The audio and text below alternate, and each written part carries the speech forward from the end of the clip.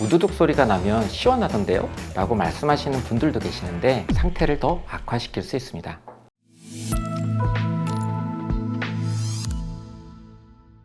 안녕하세요. 정형외과 전문의 허만승입니다. 진료실에서 정말 많이 보는 환자분들이 있습니다. 발목을 삐었는데 따뜻하게 해야 빨리 낫는 줄 알았어요. 이렇게 온찜질만 하다가 발목이 2배로 부어서 오시는 분, 목에 담이 걸렸는데 마사지건으로 계속 두드리다 오히려 더 심해져서 오시는 분, 사실 이런 경우들은 처음 10분 대처만 제대로 했어도 훨씬 편하게 지나갈 수 있는 경우가 많습니다. 그래서 오늘은 정형외과 의사가 상황별 응급대처법을 알려드리겠습니다. 계단을 내려가거나 인도턱을 잘못 디디다가 착지를 잘못해서 발목을 접질리는 경우가 많죠. 이때 가장 많이 하는 실수가 있습니다. 아픈데도 계속 걸어 다니는 겁니다. 발목을 삐었다면 발목 인대가 늘어나거나 손상됐을 가능성이 매우 큽니다. 손상 직후 계속 체중을 싣고 움직이면 출혈과 붓기가 더 심해질 수 있기 때문에 처음에는 활동을 줄이고 냉찜질을 해주는 것이 좋습니다. 반대로 온찜질이나 반신욕은 혈관이 확장되면서 붓기가 더 심해질 수 있기 때문에 피하는 것이 좋습니다. 그리고 발을 딛기 힘들 정도로 아프거나 멍이 빠르게 퍼지거나 뼈를 눌렀을 때 통증이 심하다면 단순 염자가 아니라 골절 여부도 확인해 볼 필요가 있습니다. 이런 경우라면 반드시 정형외과에서 진료를 받아보시는 것이 좋습니다. 허리는 생각보다 별거 아닌 동작에서도 삐끗할 수 있어요. 물건을 들거나 아예를 안아 올리다가 세수하려고 숙였다가 심지어 양말을 신다가도 허리를 삐끗하는 경우가 있습니다. 이때 가장 많이 하는 실수가 있습니다.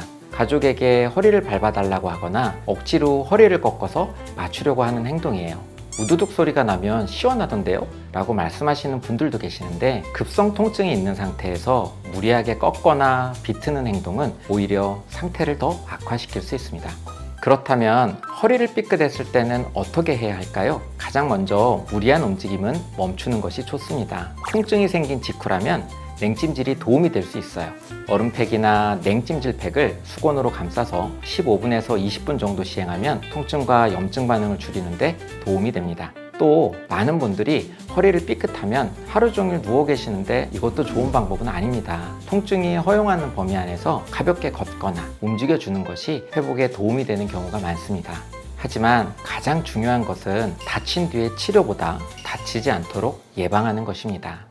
특히 무거운 물건을 들 때는 허리만 숙여서 들어 올리는 습관을 피하는 것이 좋습니다. 무릎을 먼저 굽힌 상태에서 물건을 몸 가까이에 붙이고 다리 힘으로 일어나는 것이 허리에 가는 부담을 줄이는 데 도움이 됩니다. 또 하나 주의해야 할 동작은 물건을 든 상태에서 몸을 비트는 겁니다. 이 동작은 허리에 상당한 부담을 줄 수 있기 때문에 방향을 바꿀 때는 허리를 돌리기보다 발을 함께 움직여 방향을 바꾸는 것이 좋습니다. 그리고 만약 통증이 엉덩이나 다리까지 내려오거나 발에 힘이 빠지거나 저림 증상이 심하게 나타난다면 단순 근육통이 아니라 신경이 자극받고 있을 가능성도 있기 때문에 정형외과 진료를 받아보시는 것이 좋습니다. 환자들이 저런 경우 많이 오거든요. 열의 열은 다 똑같아. 뭐냐면 대자로 넘어지면 쪽팔려서 집에 가서 하루 끙끙거리다 다음날 와요. 되게 그래요. 쪽팔린 게 우선이야. 아픈 건 먼저 앞으로 넘어지면서 손을 짚었다면 손목 손상을 의심해야 합니다. 많은 분들이 움직이는데요? 이렇게 말씀하시는데 손목이 움직인다고 골절이 아닌 게 아닙니다.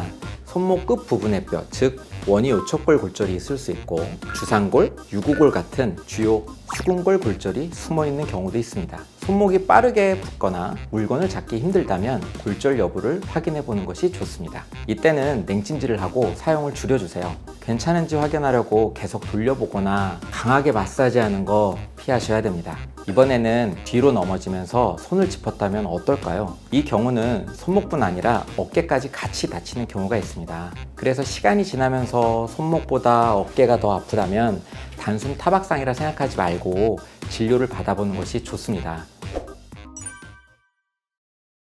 농구를 하다가 배구를 하다가 공에 맞아서 손가락을 삐는 경우가 많습니다. 이때 가장 흔한 실수가 손가락을 억지로 잡아당겨 맞추려는 행동입니다. 실제로 인대 손상이나 작은 골절이 숨어 있는 경우도 있기 때문에 손가락을 무리하게 당기면 오히려 2차 손상이 생길 수 있습니다.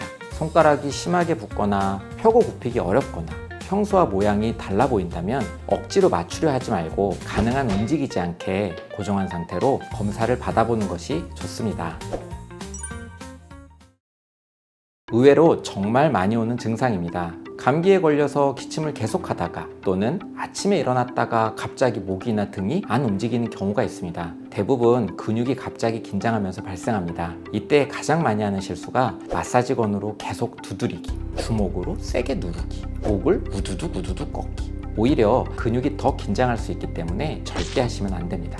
이럴 때는 온찜질을 하면서 통증 범위 안에서 천천히 움직여주는 것이 좋습니다. 다만 팔이 저리거나 손에 힘이 빠지거나 숨쉬기 힘들 정도로 통증이 있다면 다른 원인도 확인해 볼 필요가 있습니다. 다쳤을 때 가장 중요한 건 무조건 참는 것도 아니고 무조건 움직이는 것도 아닙니다. 상황에 맞게 대처하는 것입니다. 앞으로도 진료실에서 정말 많이 받는 질문들을 쉽고 현실적으로 알려드리겠습니다.